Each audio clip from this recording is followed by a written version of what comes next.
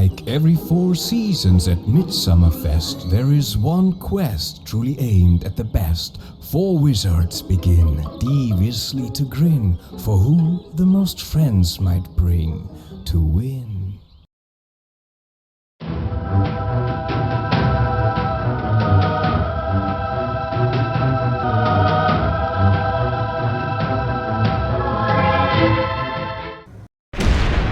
It is I, the great wizard from north of 60, and it is the Midsummer Festival, and it's almost upon me, and I must get my friends to the tavern. I'm going to show those other wizards up. I'm going to show them that I have more friends than they do, and I will stop at nothing to prevent their friends to get to the tavern. Because I have more friends, even though I do live totally alone in this wizard's tower, and my friends are going to have to traverse magical paths to get to the tavern and avoid the other wizards' quote friends in order to have the most friends when the festival begins. So let's go down to the table and let's look at magical friends and how to Night has already pushed up day. The wizard's challenge is underway. It would take astonishing prowess, they knew, great vigor and skills, some voodoo, that's true. For making true friends is the hardest to do. Hi everybody, we are on Tabletop Simulator and we are talking about magical friends and how to summon them. So, as you've already seen in the trailer and discussion, that we are a wizard and we are going to summon magical friends to go to the tavern, which is up there, and we're going to follow a number of different paths. And as you can see, each path is changeable. So all we have to do is, if I want a different path, is to go over it, click on it, and there it goes. And they're all like that, two-sided. So we're going to hit the, and you can see automatically that the summon cards are given out. We talked about the summon cards where we're going to take our magical creatures. And so here we're looking at a phoenix. And the phoenix here, it says it's a good creature. It's medium. It's number 29. It flies. Once per turn, the phoenix can slay big creatures. He moves on. If the player gets slain, if the phoenix gets slain, summon it again at your turn in the next round. Typical phoenix. On the top right, you can see that 1 times 3 feet. That means 1 times 3 steps. And because he flies, he gets a +1. So what we'll do is if we decide to take that creature, and we'll just come down to a little bit on this, is that we're going to search standees. And you can see the standee black is the phoenix. And it gets associated here. Once it's found, we can put it into our active. What will happen is we will eventually discard it if it gets killed. At this point, though, it'll be a flying creature.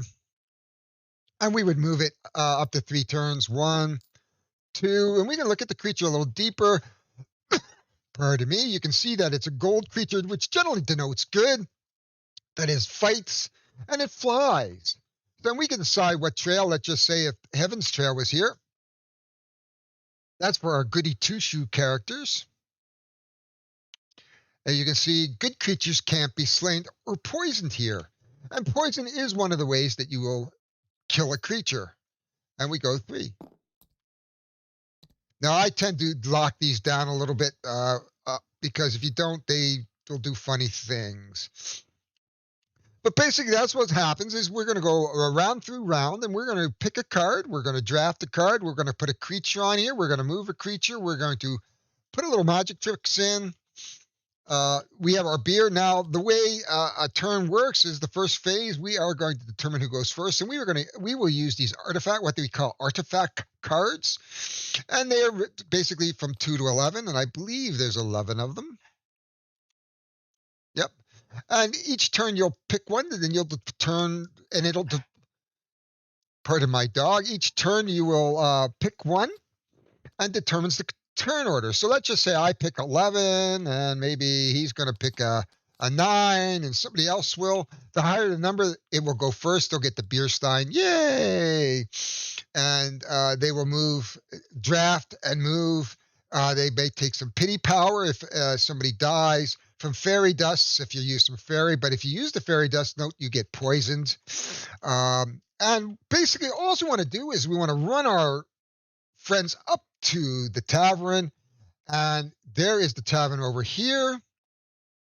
And we'll put our friends around the table. We're going to drink and have beers, and the one with the most friends is going to be the winner.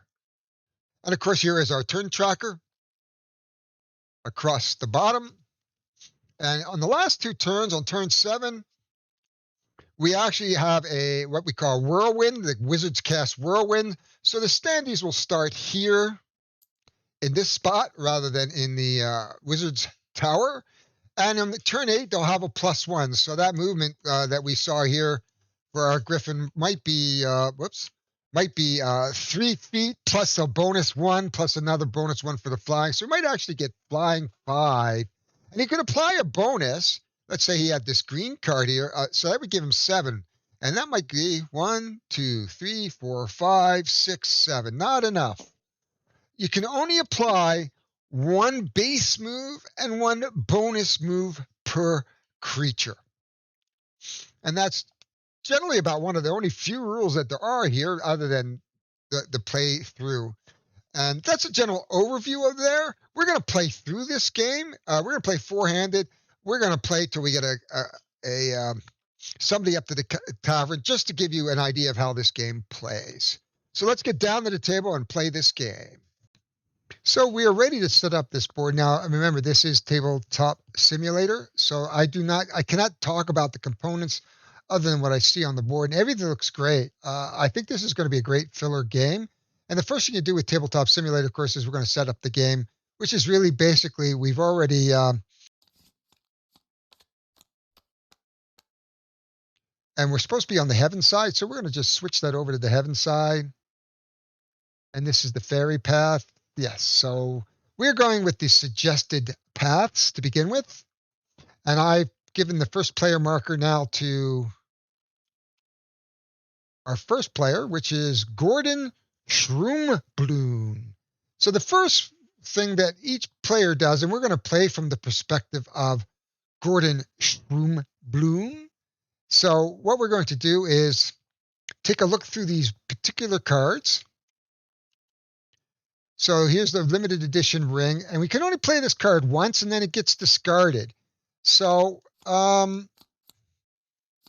he doesn't really want a magical ability yet. Let's just see what we have in creatures.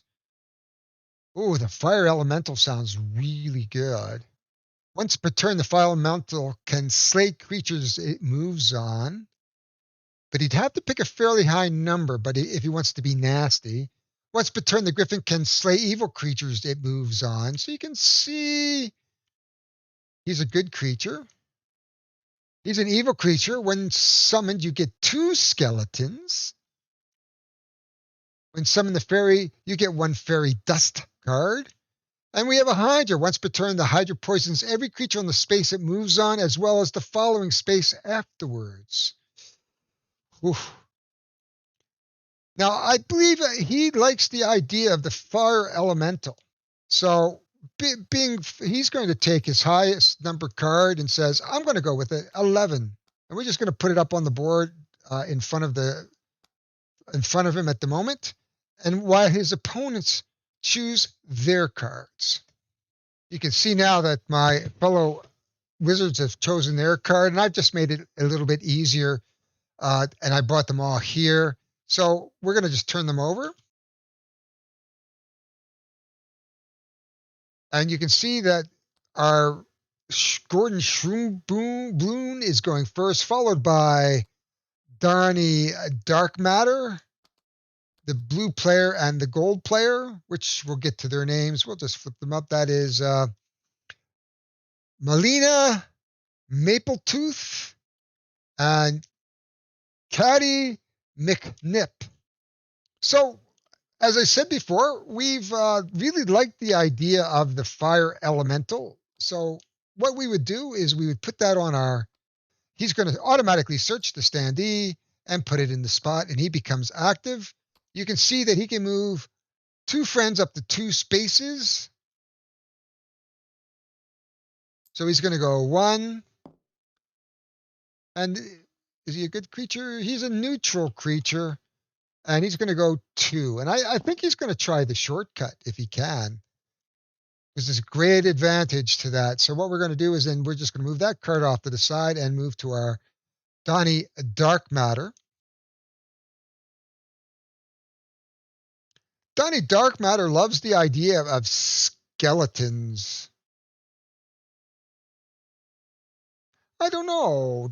I think he's just going to take the Griffin. He says, I like the Griffin. Now, the Griffin can move 2 spaces, but there's only him, so he's going to move 1. Now, he could destroy evil creatures, and the Fire Elemental is not an evil creature, it's a neutral creature. He's going to just go up this way, and being looks like a good creature, I believe. Yeah, he's going to go up the Heaven's Path. Then we're going to go over to our blue player, who's next, and that is Melina Mapletooth. Well, Melina, being a bit of a nasty person, believes that she's going to take the Hydra, who's a neutral creature. And because we can move it 2, she can move 2, 2, and 1, 1. But she's going to move it 2, 1, 2.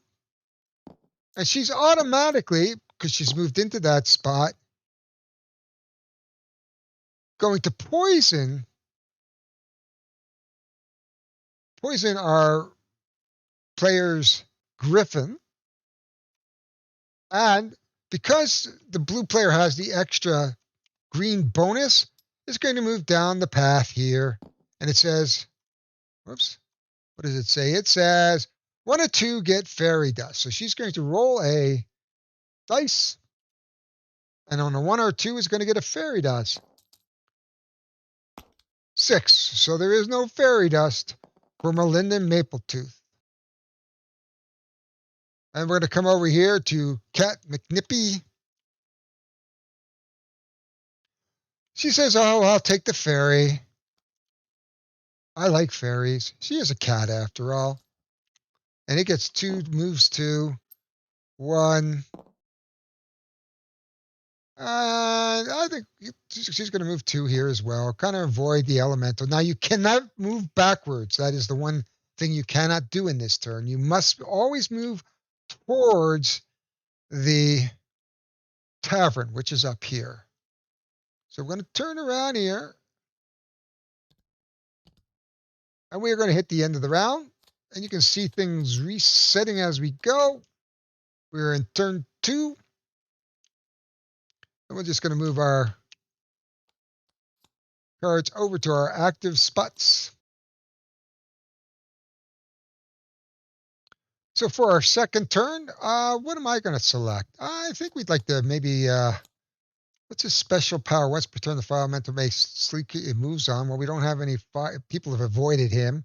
So I think what we're going to do is maybe do a number 6. This gives us that extra movement. Okay, and what are my opponents going to do? Well, let's just take a look. So my other wizards has decided. So let us just take a look at what our opponents are doing. We have a 3, an 11, and an 8, which means blue is going to go first, followed by gold. And our player, Gordon Schroomblun, is going to go third. Now, the one thing I will say on the rules is that you must select different cards. So you cannot, if there was an 11 here, we cannot have another 11 down. So the first player would select, and everybody would select their cards, but as they went around, you would be restricted. However, the first player this time is going to be our blue player. We're just going to turn our board around. Hopefully nobody gets sick. And we are going to I think we're going to take a goblin. Goblins are evil. Once per turn, the goblin gains 1 step for a movement if a small creature is on the path in front of her. She also gains 1 step if a big creature is on the path behind her. And she loses 1 step if a big creature is on the path in front of her. But we're going with a goblin. So we have our goblin. There is nothing beside her, but she can go 3 spaces. And being evil, we want to be careful here. So she's going to go 1. We can move through to here. 3. That is her first movement. Now she too will roll the dice. See if we get a fairy dust here. 2. Yes, we get a fairy dust. Now the fairy dust will let us get 3 movement, but we will get poisoned if we do. And poison, of course, is one of the ways. Let me just turn them around. And poison is one of the ways that we actually can die if we get poisoned more than twice. And because we have another movement, we actually can move another one 3. So we're going to move our Hydra 1, 2, and 3. And that is the end of our blue player's turn. And we'll put that on our active pile. Next up is gold on an 8. No special talent. Our gold player is here and is a fairy. I think likes the idea of staying in the good side of things, so she's going to play the Pegasus for now. Pegasus can move 2 people 3 spots. You're going to go 1. Our gold player is going to roll a 1 or a 2. A 5 does not get it. And because the Pegasus is a 2 player, it's going to move our player here 3. Our fairy player is going to go up through the fairy, the help 1 to the good side, because the fairies are good, 2 and 3. And we're going to lock that down. If we'll unlock them if we need to, because obviously it can be a little bit difficult at times. Okay, we are back to Shroomblune. Not much left in the way of non-evil creatures. I'm going to summon skeletons, he says. 2. So he gets 2 skeletons. We can move over 3 friends. One moves 3, 1 moves 2, 1 1 1. Well, I've got 3, so let's go. We're going to move our fire elemental. 1, 2, and he's got to roll the dice here to figure out which way he's going to go. And if we look at the different area, 1 or 2 traps roll a direction, and then I will be poisoned along this direction. This direction just makes it a little bit longer, and this is the shortcut. So we're going to take our chance. So we need a 3, 4, 5, or 6 would be ideal for us. Where are the dice? There we are. So 3, 4, 5, or 6. Let's roll. We rolled a 4, which is good. So we can go right through, bang, like that. And we can move our skeletons. 1, 2. And the other skeleton, 1. And we come down to our black player for the last turn. He's going to take the troll. Why not? He likes trolls. Once per turn, a troll can slay a small and medium-sized creature. He moves on. So, what's he going to do? Skeletons, I believe, are small. No, they're medium. So he's going to do this. He is going to move 2. Actually, he's going to move his first troll 1. And he's going to go stomp. When he stomps, in theory, he's going to get a favor token. And I don't know if there are favor tokens anywhere here. So what we're going to do is move the skeleton off to the side. And what we're going to do is, good question, what do we do with favor tokens? Because there are no favor tokens. One moment, I'm going to solve that problem.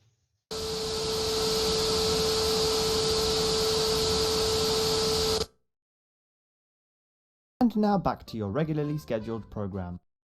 So you can see I've solved it. I am going to take a white token, a block here, and that's going to represent our skeleton that we've killed.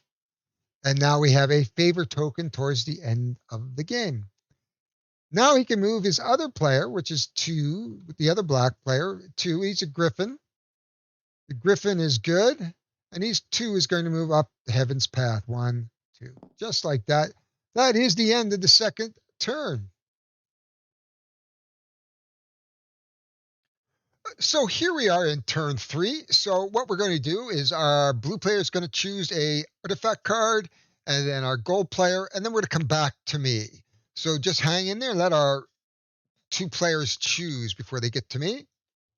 So blue player has determined that he wants to go low on the 1. He wants the bonus movement. He gets bonus 3 because he's getting close, and you can see him right there.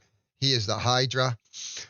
Gold is similar. He's got a couple getting closer. So he said, I'd like to get some bonus, but I think 6. I decided to go 8. I'm not in a big rush. There's my skeleton over there, and there is my fire elemental. He's quite close. And though Donnie, Dark Master, decided he wants to go first. So he's going to be 10. I'm going to go second at 8. And then gold, and then blue. So Donnie Darko, he's got his big-ass troll. I should say his big troll here. And if he could get it to here, he could probably hurt somebody. So the troll's special ability, once per turn, the troll can slay a small and medium-sized creature he moves on. So the Pegasus is, I believe, a medium-sized creature. He is. So he is going to draft the Harpy. The Harpy can move three guys, 3 spaces, or 3 summonings, 3 spaces. So black has 2 on here at the moment. Plus this one is 3. So he's going to move his troll 1, 2, but he's going to stop here. And he is going to say, nope, I don't want that Pegasus there. I want him dead. And he's going to take another cube from the gold player. When the Harpy moves over the crossroads, the player to your left chooses where she goes. So he's going to move 1. My player on the left is myself, Gordon. So he says, for 2, you're going over here. And for 3, he's going to go here as well. And he says, I am going to slay the goblin because I stopped there. And blue just went, why'd you do that to me? Blue really doesn't have many friends, unfortunately. And he has 1 more that he can move 3. 1, 2, 3. That's as far as he gets. And black has taken his turn. Now we can go to gray. Gray is close. Or white. We have a white there and white there. He only needs a 3. So he says, I like the Headless Horseman or Hellhounds. So no, I'm going to take the Headless Horseman. I am going to move 1 creature 3 spaces. And that would be 1, 2, 3. Once per turn, the can slay creatures they moves on to. Choose one of the slain creatures. Okay. And I think what he's going to do is move the skeleton along. 1, 2. He's really liking the shortcut here. He's going to roll the dice. He rolls a 5, which puts us not in a bad spot, just puts us here for 3. That is the end of his turn. So we have lots of active creatures. We're going to turn around to the gold player now. Now, the gold player did lose a Pegasus. So we're going to have to take the gold player and put it into our discard pile. And where is our gold player? He's got a guy right here. So let's just say he's got to go 1, 2, 3, 4. He's got to get a 5 in there. He's going to go with the orc. Now the orc can move 1, 2 spaces and 3, 1 spaces. Doesn't have any bonus movements. So he's just going to move 1, 2. On with our good characters. Generally, good characters don't kill each other. And then he can move his one character, his orc 1. And that is the end of his turn. And then we're going to go for the blue. Oh, and he gets an extra green too. So his extra guy is going to go here. We forgot that the 6 has an extra movement. Now we have our blue player. We'll just move those off to the side. There's a blue player right here. He's lost the monster. Oof, very mean of them, I think. Very, very mean. Did he lose? He lost his goblin. Okay. So he has to decide who he's going to pull. He's going to pull a hellhound.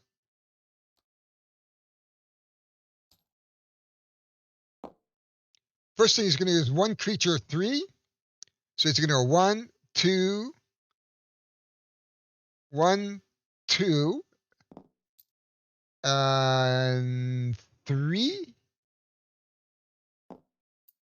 So he's going to stop here. The reason why he wants to stop here is his special power. He can poison every creature on the space it moves on, and well as the following space afterwards. So he is now going to poison our gold player,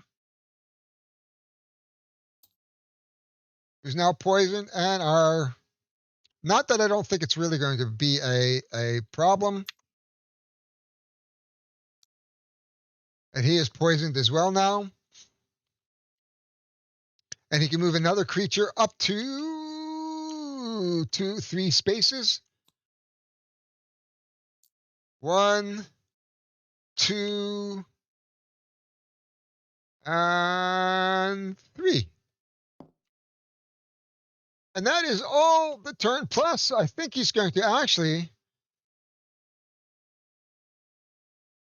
use his fairy dust.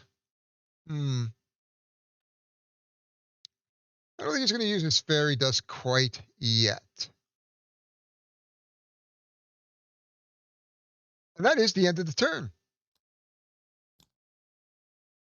So what we're going to do now is move our marker over to the next player. And gold is going to choose first, then me, then black and blue. So on our 5th turn, you can see we're up on our 5th turn now. We are actually going to like gold first. I said 9. I'm going to go with 9. The blue player says 3, and the black player says 1. They wanted the bonuses. I wanted to be fairly high because I got some creatures fairly close, but the gold is going to go first. Let's go turn around gold. You can see gold has 2 creatures here and a creature there. He's got an orc, and an orc can, once per turn, could slay a good creature, right? He doesn't have any good creatures really in range here. So he's going to come over here, and he'd really like to see what we can do here. An imp, werewolf. So we can decide whether so he likes the idea of a werewolf. So he's going to be a werewolf. So there we are. And so he's going to he with his werewolf, he can move three spaces. So he's going to go 1, 2. Yay! He's got a friend in the pub now. Then he's going to move 3 spaces. He's got an orc. He kills good creatures. So there's really no real worry here at this point. There's not a lot of good creatures. So he's going to go 1, 2, and 3.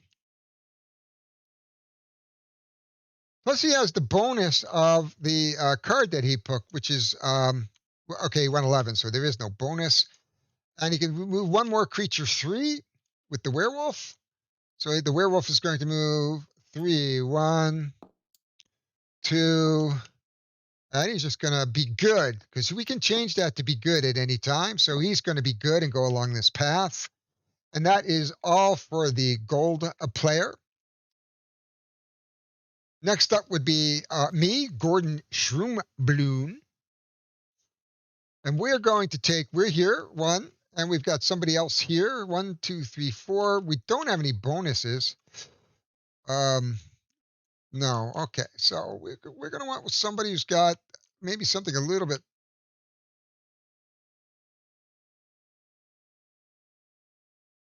He likes the idea of a dryad, so he's going to take the dryad. The first thing he's going to do is move his first player 2 spaces. 1, and now we have him in his pub. Yeah, he's drinking now. And he's got move another by 2 spaces, so he's going to move his dryad by his skeleton. Oh, we can move a skeleton 1, 2. I think he'll 1, 2. Now the special is a dryad. The dryad can magic 1. It can poison a creature. So once per turn, the dryad can poison a creature. He's going to poison the skeleton here. Why not? You can see a little pink indicator at the very top there that they're poisoned. We bring that in. There we are. Okay. That is the blue player is going to take his turn. At this point in time, the blue also has 2 extras. So he's going to want something high. Let's see what the blue wants to do. The Minotaur. Okay, he's going to take the Arachne.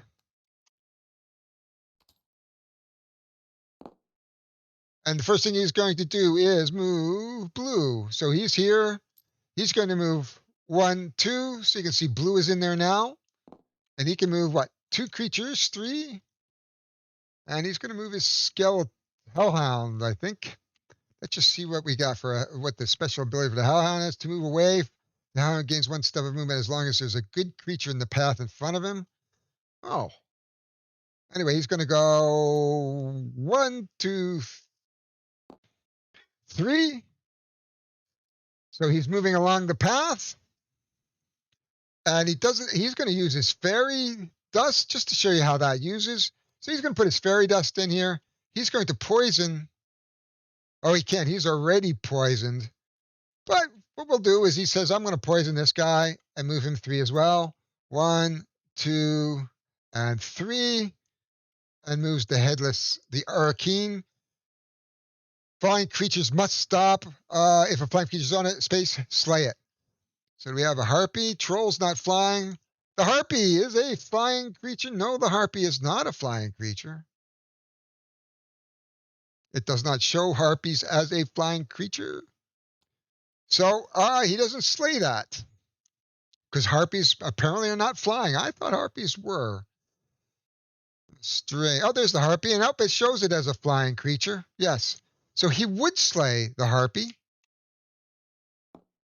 So the black would get a cube, and it would be black.